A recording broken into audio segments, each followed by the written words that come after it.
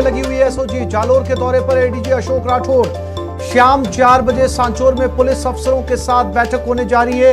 REET leaks मामले को लेकर रणनीति बनाई जा रही है। पेपर लीक मामले को लेकर बड़ा सर्च अभियान एसओजी इस वक्त चला रही है। तो खुद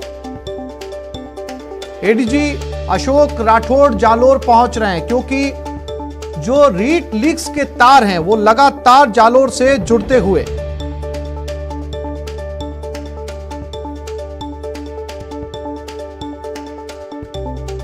कुछ ही देर में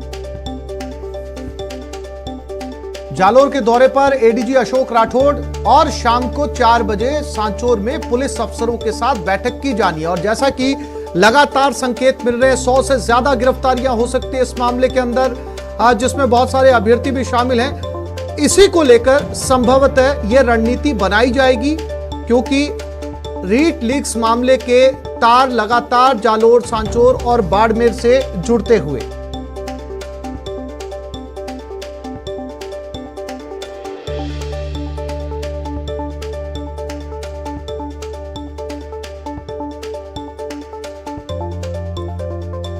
तो इस वक्त की बड़ी खबर, एडीजी अशोक राठौड़ सांचौर पहुंच रहे हैं और वहां पर अफसरों के साथ बैठक करेंगे। और इस बैठक में आगे की रणनीति बनाई जाएगी, क्योंकि जो पेपर लीक हुआ है उसके तार जो हैं वो अब जालोर से साफ तौर पर जुड़ते हुए नजर आ रहे हैं। जितनी गिरफ्तारियां हुई हैं, एक के बाद एक नाम जो सामने आ रहे हैं वो बाड़मेर और जालोर से जुड़ रहे हैं। अंदेशा यह भी लगाया जा रहा है कि 100 से ज्यादा गिरफ्तारियां इस मामले के अंदर मुमकिन है। जांच में आया था कि 2 दिन पहले ही पेपर लीक हो चुका है। सितंबर 2021 को 31,000 पदों के लिए रीट भर्ती परीक्षा का आयोजन किया गया था। परीक्षा के दौरान खास डिवाइस लगी थी। चप्पल पहने हुए अभ्यर्थी पकड़ा गया था।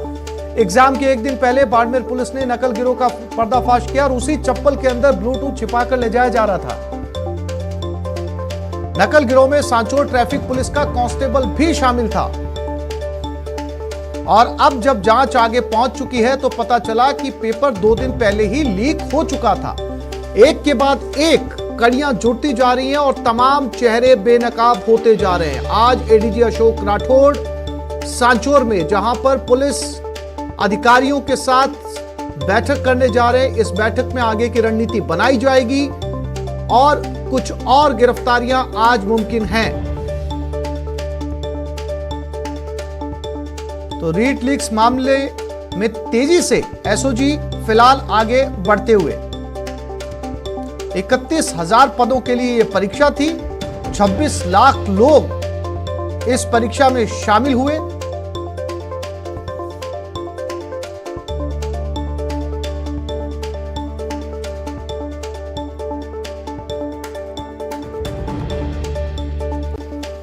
जयपुर नगर निगम हेरिटेज की बड़ी कार्रवाई, फायर शाखा ने कार्रवाई की। अजमेर रोड पर ओके प्लस टावर सीज हुआ है। गुलाबी नगरी रेस्टोरेंट को भी सीज किया गया है। विशाल मेगा मार्ट को भी फायर एनओसी नहीं होने पर सीज किया गया। जांच में फायर एनओसी नहीं होने पर यह कार्रवाई की गई है।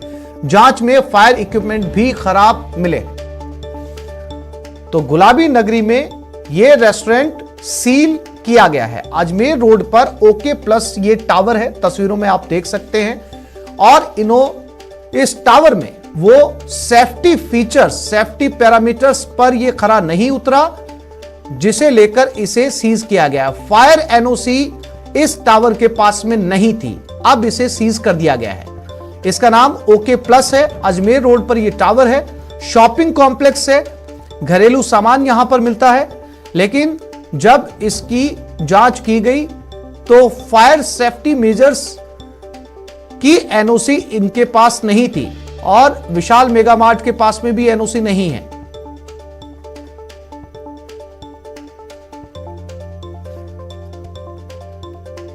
नियमित जांच होती है और इस नियमित जांच के अंदर ये पाया गया कि इस शॉपिंग कॉम्प्लेक्स में फायर एनओसी नहीं है। यानी कि अगर सीधे तौर पर आसान शब्दों में कहा जाए तो इतने बड़े शॉपिंग कॉम्प्लेक्स में अगर किसी भी वजह से आग लग जाए, शॉर्ट सर्किट हो जाए, तो आग बुझाने के लिए कोई उपकरण इनके पास नहीं है और जो उपकरण है वो भी खराब मिला। लवली वधवा हमारे साथ जुड़ गए।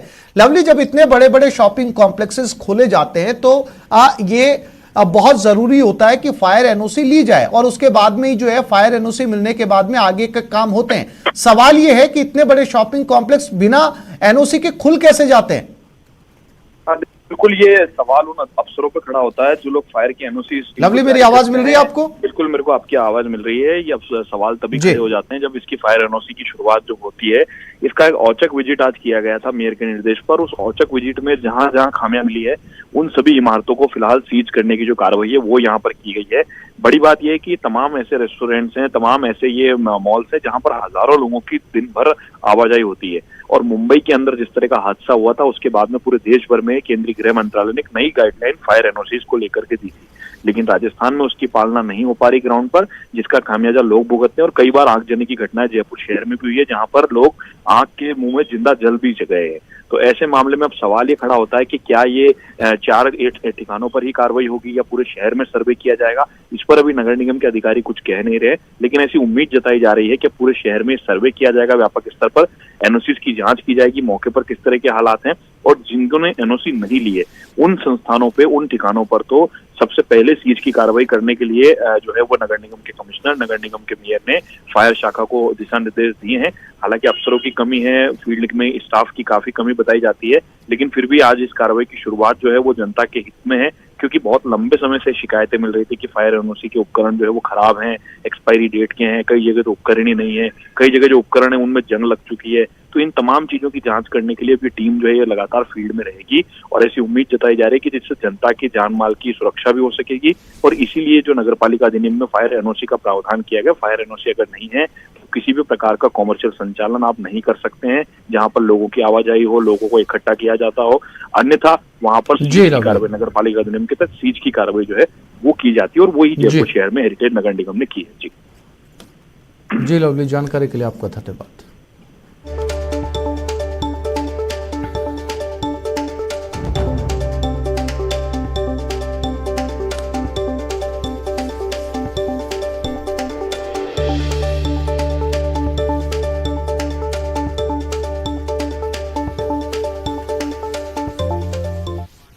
जोधपुर के लूनी में कोरोना विस्फोट हुआ। सरकारी स्कूल में कोरोना विस्फोट हुआ। स्कूल में एक साथ 24 बच्चे कोरोना पॉजिटिव पाए गए। एक कर्मचारी और चौकीदार की पत्नी भी पॉजिटिव मिली है। सभी बच्चों को होम आइसोलेट कर दिया गया। स्कूल के अन्य छात्रों के लिए भी सैंपल लिए गए। बोरानाड़ा राजकीय उच्च माध्यमिक स्कूल का यह मामला सामने आया है।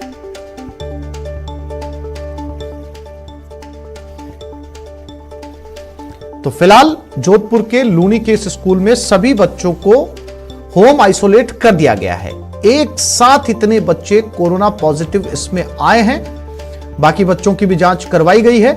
सरकारी स्कूल है ये लूनी की, जिसमें ये कोरोना का विस्फोट हुआ है। 24 बच्चे पॉजिटिव आए हैं, जिसमें एक कर्मचारी और चौकीदार की पत्नी भी शामिल है। फिलहाल सभी बच्चों को होम आइसोलेट कर दिया गया है।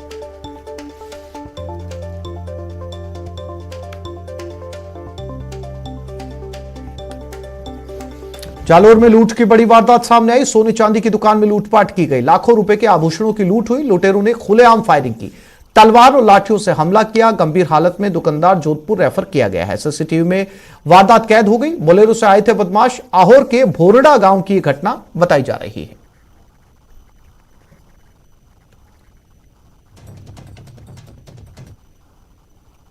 यहाँ के जो नौजवान क्रिकेट प्रेमी हैं उनको अपनी प्रतिभाओं को निखारने का मौका मिलेगा। सर, अपने आप में कई मायनों में इसे खास कहा जा रहा है। स्टेडियम को वर्ल्ड का 30 ऐसी कौन सी स्पेशलिटी होगी जिसके चलते प्रोफेशनल क्रिकेट सीएम साहब ने बोला कि राजस्थान में फिर से शुरू हो रहा है?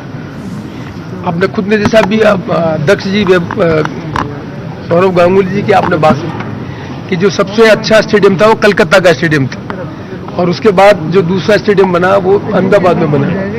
जैसे जैसे समय के साथ टेक्नोलॉजी बदल रही है वैसे वैसे इंफ्रास्ट्रक्चर में भी उसका जगह बन रही है। आज से 40-50 साल पहले क्रिकेट का जो स्टेडियम है उसमें कौन सा इंफ्रास्ट्रक्चर था और आज के इंफ्रास्ट्रक्चर को देखेंगे तो टेक्नोलॉजी ने बहुत बड़ा परिवर्तन कर दिया। उस दृष्टि से जो टेक्नोलॉजी की जितनी भी जगह है वो नए स्टेडियम में बनेगी, इसलिए उसका इंफ्रास्ट्रक्चर इस तरह का बनेगा जो अंतर्राष्ट्रीय मापदंड को पूरा करेंगे। इसलिए हम कह रहे हैं कि ये विश्व का तीसरा बड़ा स्टेडियम बनेगा जिसमें जो टेक्नोलॉजी की जो सब चीजें उसका भी स्थान होगा और इंफ्रास्ट्रक्चर भी उस लेवल का। एक सर पॉजिटिव बात देखने को मिली, बीसीसीआई के अध्यक्ष ने सचिव ने कहा कि आरसीए को जो भी सहयोग चाहिए वो पूरा सहयोग मिलेगा। इसको कितना सकारात्मक मानते हैं? ये का जवाब तो हमारे अध्यक्ष जी वैभव गहलोत जी दे सकते हैं। तो क्रिकेट में आपका ड्रीम था, दो महत्वपूर्ण बातें आपने ली थी कि अंतर्राष्ट्रीय मैच कराएंगे और स्टेडियम पूरा होगा, कहीं कहीं ड्रीम पूरा होगा। मैंने कहा ना कि मैं सौभाग्यशाली और मुझे ईर्ष्या है कि ये काम जो तीसरा जो मोटा काम था वो मैं नहीं कर पाया और वैभव जी गहलोत की अध्यक्षता में हो रहा है। इसलिए मुझे वैभव गहलोत जी जो अध्यक्ष आरसी हैं उनसे ईर्ष्या है कि ये अवसर मुझे नहीं मिला, लेकिन मुझे खुशी है कि वैभव गहलोत जी के अध्यक्ष बनने के बाद जो सबसे बड़ा राजस्थान की एक आवश्यकता थी कि एक अंतर्राष्ट्रीय स्तर का स्टेडियम बने वो मूर्त रूप ले रहा है। और आप सब जानते हैं कि एसएमएस का स्टेडियम जहाँ बहुत अच्छा स्टेडियम था लेकिन आरसीए की इसकी ओनरशिप नहीं थी। कोई आदमी किराए पर है और खुद का मकान बनाया, उसमें सुख कितना होता है। तो आज हमें खुशी हो रही है कि हम अपने नए मकान का जो नींव रख दी है और जब मकान पूरा बन जाएगा तब हम और ज्यादा खुशी से ऐसा त्यौहार मनाएंगे। ठीक है।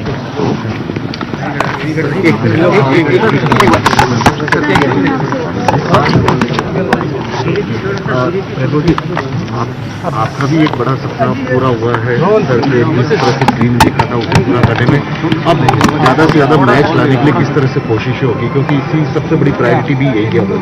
नहीं, पूरे 2.5 साल में भी मैंने ये कोशिश करी कि किस तरीके से बीसीसीआई से हम लगातार संपर्क में रहें। बीसीसीआई के अध्यक्ष जी और सचिव जी से मैं लगातार मिलता रहा, चाहे कलकत्ता हो चाहे अहमदाबाद हो, और उसी का परिणाम था कि अभी पिछले वर्ष हमें नवंबर में भी मैच मिला और अभी 9 फरवरी को भी मैच था जो कोविड के कारणवश हम वो मैच कैंसिल हो गए और वो मैच 2 वेन्यूज पे शिफ्ट हो गए, अहमदाबाद और कोलकाता।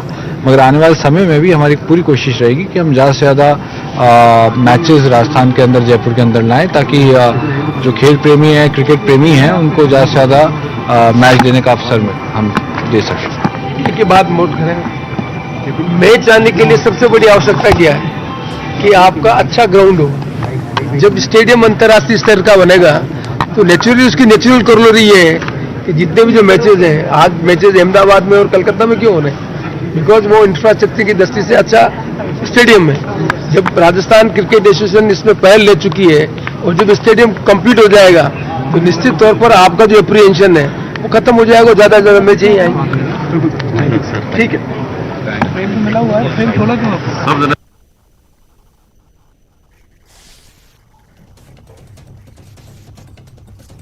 यहाँ एक छोटे से ब्रेक के लिए रुक रहे हैं, जल्द लौटेंगे।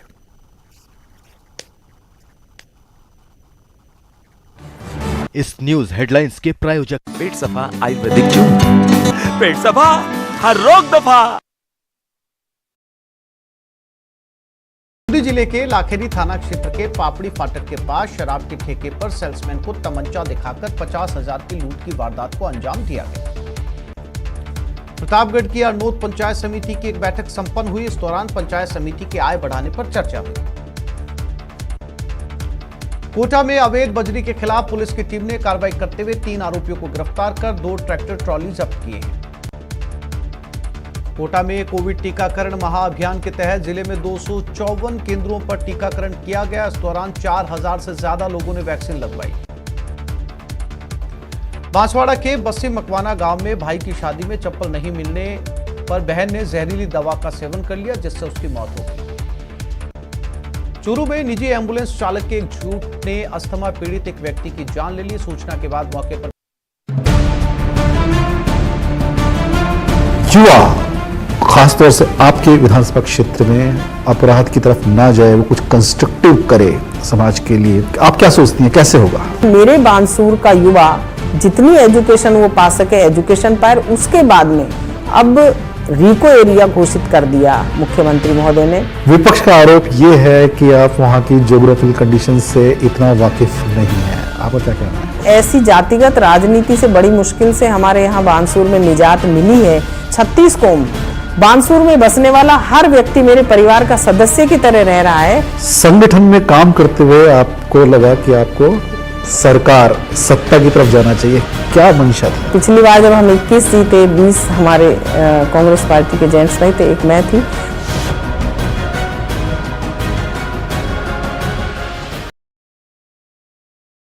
बूंदी जिले के लाखेरी थाना क्षेत्र के पापड़ी फाटक के पास शराब के ठेके पर सेल्समैन को तमंचा दिखाकर 50,000 की लूट की वारदात को अंजाम दिया गया।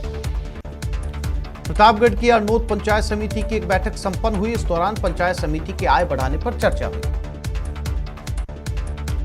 कोटा में अवैध बजरी के खिलाफ पुलिस की टीम ने कार्रवाई करते हुए 3 आरोपियों को गिरफ्तार कर 2 ट्रैक्टर ट्रॉली जब्त किए हैं। कोटा में कोविड टीकाकरण महाअभियान के तहत जिले में 254 केंद्रों पर टीकाकरण किया गया। इस दौरान 4000 से ज्यादा लोगों ने वैक्सीन लगवाई। बांसवाड़ा के बस्सी मकवाना गांव में भाई की शादी में चप्पल नहीं मिलने पर बहन ने जहरीली दवा का सेवन कर लिया, जिससे उसकी मौत हो गई। चूरू में निजी एम्बुलेंस चालक के एक झूठ ने अस्थमा पीड़ित एक व्यक्ति की जान ले ली। सूचना के बाद मौके पर पहुंची पुलिस मामले की जांच में जुट गई है। अलवर जिले के नीमराना थाना क्षेत्र में दिल्ली जयपुर हाईवे पर ट्रक और ट्रेलर में भिड़ंत हो गई। टक्कर के बाद ट्रेलर में आग लग गई। देखते देखते ट्रेलर को आग ने अपनी आगोश में ले लिया। झुंझुनू के मंडावा मोड़ इलाके में एक मोर बिजली के तारों से टकरा गया, जिसके बाद इलाज के दौरान मोर ने दम तोड़ दिया। उसके बाद पक्षी प्रेमियों ने मोर के शव को तिरंगे में लिपटाकर अनूठी अंतिम यात्रा निकाली। श्रीगंगानगर में जिला कलेक्टर की अध्यक्षता में आज जिला स्तरीय जनसुनवाई बीसी के जरिए की गई। बैठक में श्रीगंगानगर विधायक राजकुमार गौड़ सहित विभिन्न विभागीय अधिकारी मौजूद रहे। कोटा में एसीबी की टीम ने 5000 की रिश्वत लेते पंचायत समिति के विकास अधिकारी को आज न्यायाधीश के समक्ष पेश किया। न्यायाधीश ने आरोपी को जेल भेजने के आदेश दिए। श्रीगंगानगर के कोविड वैक्सीनेशन में पिछड़ने के कारण जिला कलेक्टर ने जिले के चिकित्सा अधिकारियों की बैठक लेकर अगले 10 दिनों में 100% टीकाकरण करने के निर्देश दिए। कोटा में पुलिस ने अतिक्रमण के खिलाफ कार्रवाई करते हुए ग्राम उटपुरा की चरागाह भूमि को अतिक्रमण से मुक्त करवाया। बांसवाड़ा के टीएडी सभागार में जिला परिषद की साधारण सभा का आयोजन किया गया।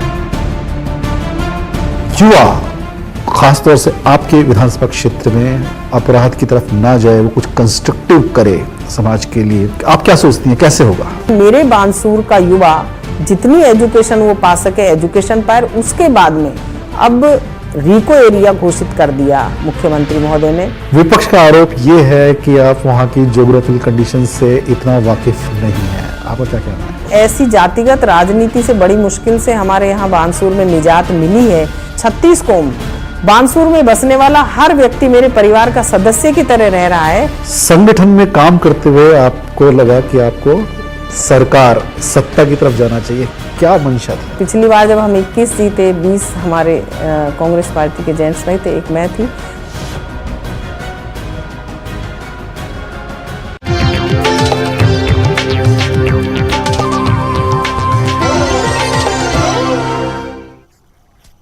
बाड़मेर रीट लीक्स मामले में बड़ा अपडेट। एसओजी भजनलाल और सोनी देवी को लेकर बाड़मेर पहुंच गई। सोनी देवी के घर मौका तस्दीक करवाई गई। एसओजी अब भजनलाल को मौका तस्दीक करवाई गई। एसओजी वकील मनोज बिश्नोई और अशोक जानी की तलाश जारी है।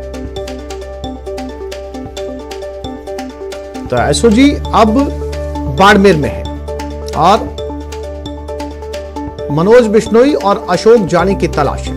प्रेमदान देथा बाड़मेर से हमारे साथ जुड़ गए। प्रेमदान, क्या अपडेट इस पूरे मामले को लेकर?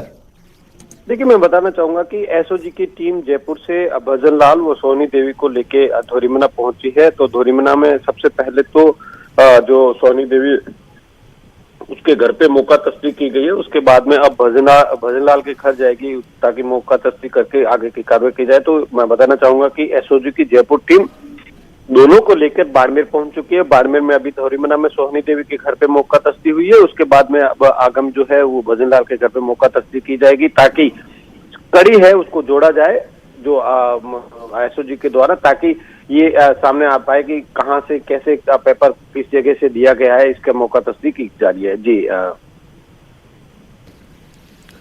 प्रेमदान, जो मौके के ऊपर दोनों जो है वो आरोपियों को लेकर गई है एसओजी वहां पर, और इस समय जो है वो कुछ और नाम बाड़मेर से जो है प्रेमदान सामने आ सकते हैं। क्योंकि मौके पर तस्दीक करवाई जा रही है दोनों ही नामों को। बिल्कुल, कुछ नाम पहले से ही मनोज विश्नोई व अशोक जानी की तलाश एसओजी को है, लेकिन वो जैसे ही उनको भनक लगी उसके बाद में वो अंडरग्राउंड हो चुके हैं, कहीं गायब हो चुके हैं। तो लगातार एसओजी उनके ठिकानों पर दबिश दे रही है, लेकिन अभी तक वो मिले नहीं है। तो ऐसे में कह सकते हैं कि कुछ और नामों से पूछताछ की जा सकती है। एसओजी के बाद पास में और भी कुछ साक्ष्य सामने आ सकते हैं। तो अलग अलग कई टीमें जो है वो बाड़मेर और जालोर में काम कर रही है, ताकि इस को कड़ी से कड़ी जोड़ा जाए। कितने अभ्यर्थी थे, इससे लाभान्वित हुए हैं, कितने इस पेपर ये कितने लोगों तक पहुंचा है, इस सब चीजों की कड़ी जोड़ने की कोशिश की जा रही है, ताकि इस जो भजनलाल विश्नोई है उसको भजनलाल विश्नोई जो जालोर का है उसके जरिए ये पेपर बाड़मेर पहुंचा था। मनोज के जरिए फिर भजनलाल जो डबल एसएमई कॉन्टेक्ट इसके मार्फत गारतर बना और सोनी देवी के पास पेपर पहुंचा। तो कहीं न कहीं इस पूरी कड़ी को जोड़ने की कोशिश की जा रही है, मौका तस्दीक इस बात की करवाई जा रही है। जी प्रेमदान, जानकारी के लिए आपका धन्यवाद।